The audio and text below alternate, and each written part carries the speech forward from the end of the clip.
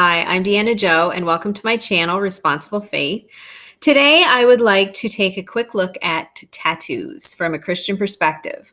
Now, I figure I'm the perfect person to do this since I don't have any tattoos and I have no intention whatsoever of ever getting any. So nobody can accuse me of just doing this because I'm trying to justify myself.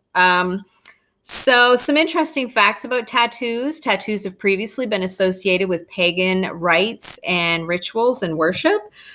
Sailors, gangs, bikers, prison, rebellion. But in the last 20 plus years, tattoos have become more mainstream and more culturally acceptable. So now roughly 20% of adults have a tattoo. 17% of those who have tattoos regret them. So I guess that would mean 83% don't. Most common reason for regret is that it's the name of another person. So I'm thinking nobody's regretting getting mom tattooed on their arm. It's probably an ex. So if you're just feeling really in love right now and you're kind of thinking, oh, maybe we should get tattoos, think that one through. More women regret their tattoos than men. 69% of people don't see people with tattoos as any more or less deviant than people without them. 32% of people with tattoos claim they're addicted to getting inked. So that's interesting. 30% of all college grads in the US have tattoos. So the idea that it's just a certain demographic of society is not really applicable anymore. Tattoos really have undergone a dramatic redefinition in society, and they've shifted from a form of deviance to a more acceptable form of personal expression. So as Christians, we want to know, what does the Bible say? The go-to verse and the only verse is Leviticus 19:28, and I'd like to start at verse 26 because I feel like these three verses go together.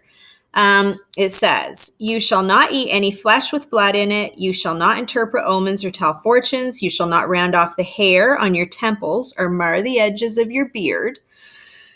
You shall not make any cuts on your body for the dead or tattoo yourselves. I am the Lord," or I am Yahweh. So this was written to the children of Israel at a certain time in history in a certain location. What could this verse be talking about?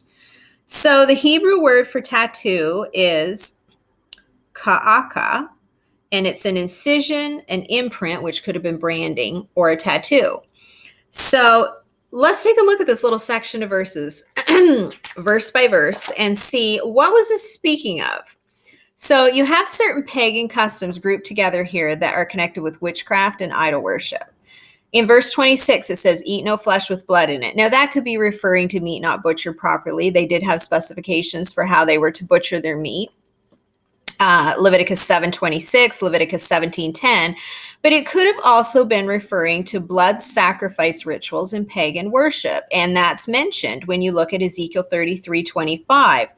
It says, "Therefore say to them, thus says the Lord God, you eat flesh with blood, and lift up your eyes to idols and shed blood. Shall you then possess the land?" So this was a practice of idol worship. That's the sin.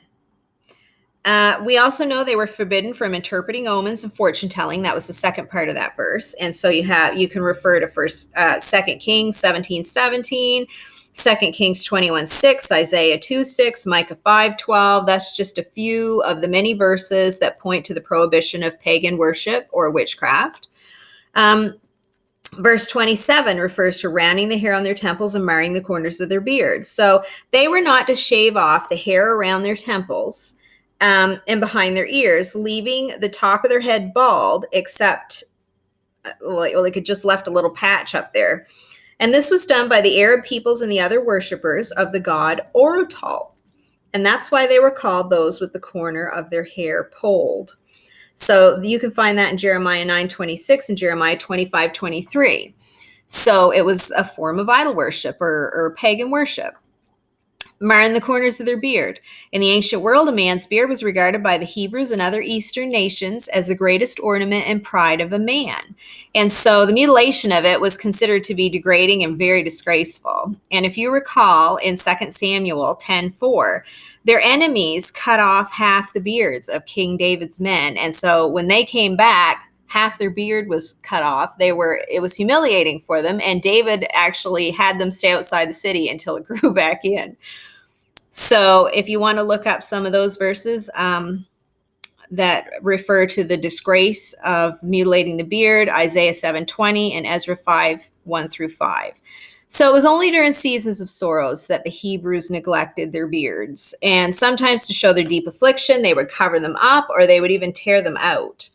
And so that would be 2 Samuel 19:24 and Isaiah 15:2, if you want to look that up.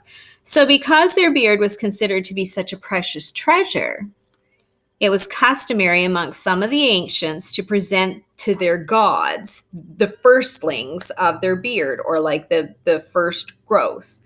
And so that would be along the outermost edges, the edges or the corners of their beard. Leviticus, again, idol worship. Leviticus 21:5, they shall not make any bald patches on their head. That would probably be pole in the head. Or shave off the edges of their beard, what we just referred to, nor make any cuts on their body. They shall be holy to their God and not profane the name of their God. So if we look at verse 28, it refers to making cuts on their bodies for the dead, which was a universal practice amongst pagan nations, and it was done in mourning. They actually cut like deep gashes in their faces and their arms and legs. And it was seen as a mark of respect for the dead, as well as an offering to the gods that they believed presided over death and the grave. It was also a part of regular pagan worship. If you remember back when the prophets of Baal tried to call down fire from heaven in 1 Kings 18:28, they cried aloud and cut themselves after their custom with swords and lances until the blood gushed out upon them. So this was part of pagan worship. So a closer look at the tattoo portion of that verse reveals that, again, it also was a part of pagan worship. That's why these verses were grouped together. It was common for some pagan groups to tattoo or engrave the symbol of their gods into the palms of their hands to show allegiance and to show that they were his servants. Sometimes the marks were also made for protection, so superstition. For example, to shield the person from the attacks from evil powers. So you had slaves who would also sometimes tattoo themselves with the name of their master or their master's gods to show where their allegiance was. And the Jews would have learned all these customs in Egypt, where tattooing was a religious practice. And in spite of being warned here in Leviticus to stay away from this stuff, if you read later on, they ended up going back into it again. And Isaiah 15:2, Jeremiah 16:6, and Jeremiah 41:5 are examples of that.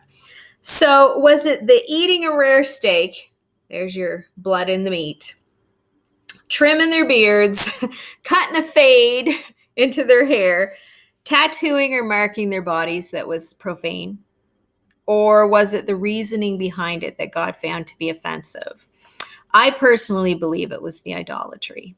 And if you take a look at the very first two commandments, all of these things were going against the first two commandments, which were an agreement that they had made with God. So I believe this passage was condemning the practicing of tattooing for ceremonial purposes in pagan worship, not the practice of aesthetic tattooing that is practiced today. So does the Bible say anything else about tattooing? Well, Isaiah 44:5 says, this one will say, I am the Lord's, or Yahweh's. Another will call on the name of Jacob, and another will write on his hand Yahweh's, or the Lord's, and name himself by the name of Israel. So what was this talking about? This was a prophetic promise to the children of Israel that even after all their idolatrous ways, that God was bringing them back to himself, and he was promising that their offspring was going to pledge allegiance to Israel and pledge allegiance to God himself, and that they would write Yahweh's on their hands to show allegiance. It was a comforting promise made to the children of Israel. So it's interesting here that it never referred back to the Leviticus 19:28, but it presented it as a positive thing. That'll make you think. Isaiah 49:16 is another potential scripture that refers to tattooing. It says, behold, I, that would be God, have engraved you, he was speaking to the children of Israel and Jerusalem, on the palms of my hands. Your walls are continually before me. So this points again to the practice of tattooing. So back then, a man would often engrave the name of his god or the outlines of his home or the face of the woman he loved on his hands or his arms. So God had engraved Jerusalem on his hands. He could not open his hands to do anything without being reminded of her. So is this literal or figurative? Well, I don't know. Either way, it does seem like an odd example to use if it's a prohibited practice. So considering it was a common practice for the people to show their devotion to a deity by tattooing him or her on their hands, what a loving gesture here for God himself to reverse that. And he engraved his people in the palm of his hands. So does God have a tattoo? Well, I don't know. But I'll throw one more verse at you. Revelation 19:16, on his robe and on his thigh, he has a name written, King of Kings and Lord of Lords. Now you can say, oh, well, that's just, it's probably his clothing. Yeah, no, I looked up the word thigh in the Greek. It's the actual word for the leg, the thigh. So you can do what you want with that. Look, I can't tell you whether you should get a tattoo or not. That's something only you can decide. But I can say that I don't feel that Leviticus 19:28 is biblical authority to legislate that tattooing is wrong universally. This verse is from the Mosaic Law. There's no verse in the New Testament that even alludes to the practice. And so we need to be really careful about dragging over Old Testament passages as proof text for what we can and can't do in the Christian age. And the Mosaic system was done away with through the sacrifice of Christ on the cross. If you look at Ephesians 2:14 and Colossians 2:14. The law of Moses is not the Christian standard by which we measure conduct. And it's a good thing because we'd have to keep track of over 600 of them. Take a look at Romans 14:22-23. The faith that you have, keep between yourself and God. Blessed is the one who has no reason to pass judgment on himself for what he approves. But whoever has doubts is condemned if he eats, because the eating is not from faith. For whatsoever does not proceed from faith is sin.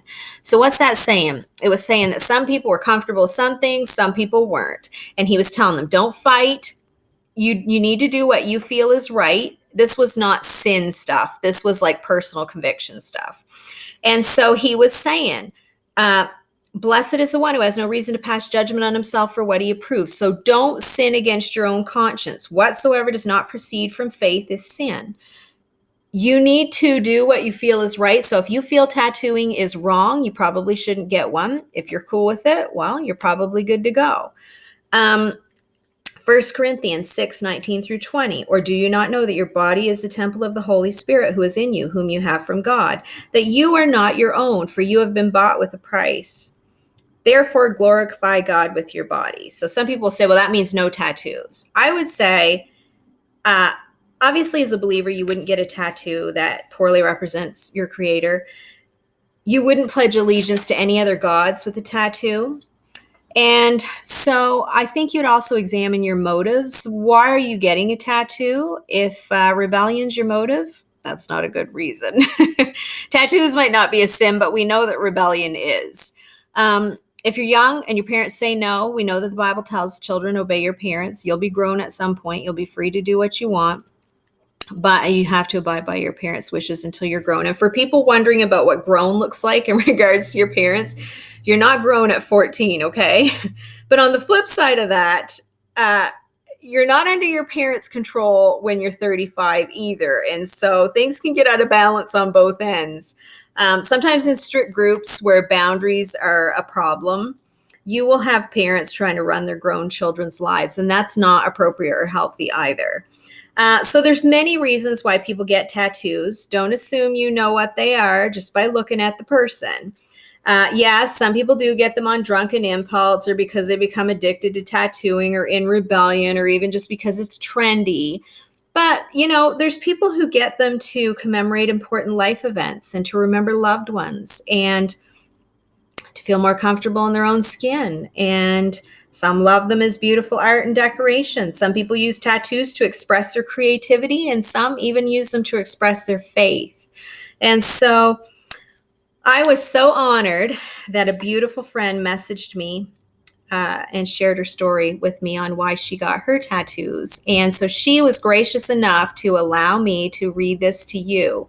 And so I'm just going to share this. She said, "For what it's worth, my reason for tattoos is that it prevented me from self-harm. At the age of 17, when I got my first one, I needed to feel something outside of myself. I did some minor cutting, usually on my legs. I was suffering from an eating disorder as well. I had just told my family I had been sexually abused over a long period of time by someone that was known in the community. The mental, emotional, and physical trauma was horrible. Getting tattooed made me feel like I could feel something, that I wasn't totally numb. The added bonus was I had something beautiful to see on my body. I used to hide myself. Now that I have the tattoos, I find that I love the external part of myself now, where I didn't before. Now it's not about stopping myself from self-harm. It's about appreciating myself from the outside in, if that makes any sense. So when people judge me for being tattooed, I often feel like they're judging me for my past, and that would include the sexual abuse. They don't know my why. They see something ugly and unworthy, while I see it as something beautiful that covers the scars from my past." We need to be very careful that we don't take our personal convictions too far. Just because you don't like something doesn't make it wrong, and it also doesn't make it any of your business. And so you have no right to confront people and be rude to them for just not accommodating your personal preferences. So you end up with some Christians that are very narrow-minded and very hateful, and it's just a sad thing. What is the mark of a true Christian? Is it no tattoos? Is it a certain look? Is it the way that I dress or any of this stuff? Well, let's take a look at 1 Corinthians 13, 1 through 3. "If I speak in the tongues of men and angels, but have not love, I'm a noisy gong or a clanging cymbal. And if I have prophetic powers and I understand all mysteries and all knowledge, and I have all faith so as to remove mountains, but I have not love, I'm nothing. And if I give away all I have, and if I deliver my body up to be burned, but have not love, I gain nothing." You don't have to agree with everyone, but you do have to love. If you name the name of Christ and you call yourself a believer, we are called to love. John 13, 34 through 35. "A new commandment I give to you, that you love one another just as I have loved you. You are also to love one another. By this, all people will know that you are my disciples, if you have love one for another." So, love's the basis of everything, and you can just take everything I said, search it out, look up the verses, reach your own conclusion. But I do hope you found this interesting. And again, let's all just take responsibility for our own faith. So if you like my channel and you want to subscribe, you can hit the subscribe button and the notification bell, and you'll be notified when I post a new video. And anyway, God bless. Have a good day.